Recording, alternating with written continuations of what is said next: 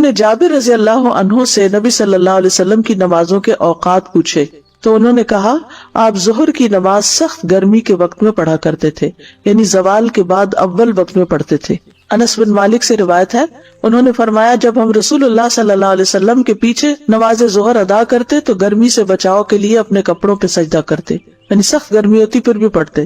یہ اس بات پر دلالت کرتی ہے کہ آپ صلی اللہ علیہ وسلم سخت گرمی میں بھی ظہر کی نماز کو جلدی پڑھ لیتے تھے۔ گرمی کی شدت میں ظہر تاخیر سے پڑھنے کا جواز ضرور ہے۔ ابو مسعود انصاری سے روایت ہے، وہ کہتے ہیں کہ میں نے رسول اللہ صلی اللہ علیہ وسلم کو دیکھا کہ آپ نماز ظہر پڑھتے تھے جبکہ سورج ڈھل جاتا تھا، اور سخت گرمی کے وقت کبھی مؤخر بھی کر لیتے تھے۔ کبھی کبھی ٹیمپریچر بہت ہائی ہو جاتا ہے نا، تو اس صورت میں تھوڑا تاخیر بھی کر لیتے۔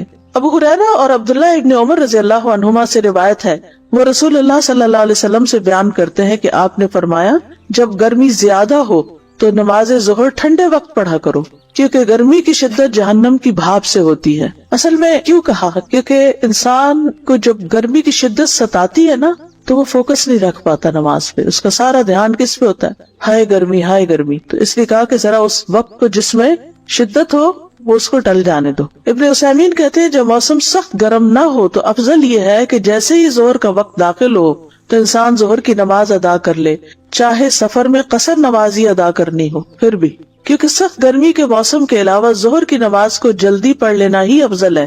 علامہ ابن جبرین کہتے ہیں الحمدللہ آج کل کے زمانے میں اس طرح کی گرمی نہیں پائی جاتی۔ اس کی وجہ یہ ہے کہ ایئر کنڈیشنرز اور بجلی والے پنکھے موجود ہیں جو گرمی کی شدت کو کم کر دیتے ہیں، تو لوگ اس بے قرار کرنے والی گرمی کو محسوس نہیں کرتے، جس کی وجہ سے پسینے پھوٹ نکلتے ہیں اور کپڑے تک گیلے ہو جاتے ہیں۔ اس حالت میں نمازی کو اپنی نماز میں اطمینان حاصل نہیں ہوتا۔ اسی وجہ سے علماء آج کے دور میں سخت گرمیوں میں نماز کو ٹھنڈا کرنے کا کوئی سبب نہیں پاتے۔ ہاں، اگر ایسے ممالک یا گاؤں دیہات میں ہو جہاں ایئر کنڈیشنرز اور اس طرح کی سہولیات میسر نہ ہو تو ان کے لیے ظہر کو ٹھنڈا کر کے پڑھنا مستحب ہوگا۔ یہ اس لیے ہے کہ شریعت کے حکم کا دار و مدار اس کی علت پر ہے۔ جب علت موجود ہوگی تو حکم پایا جائے گا۔ جہاں تک سال کے باقی ایام کا تعلق ہے جن میں گرمی نہیں ہوتی، تو ان ایام میں جو ہی سورج ڈھل جائے گا نماز کا وقت ہوگا عصر کا وقت، ظہر کے آخری وقت سے سورج پیلا ہونے تک، اور عصر کی نماز کا وقت ہے جب تک سورج زرد نہ ہو جائے۔ ابو ہریرہ رضی اللہ عنہ سے روایت ہے، انہوں نے کہا کہ اللہ کے رسول صلی اللہ علیہ وسلم نے فرمایا یہ جبریل علیہ السلام ہیں جو تمہیں تمہارا دین سکھانے آئے ہیں۔ پھر عصر کی نماز تب پڑھائی جب انہوں نے ہر چیز کا سایہ اس کے برابر زوال کے سائے کے علاوہ دیکھ لیا۔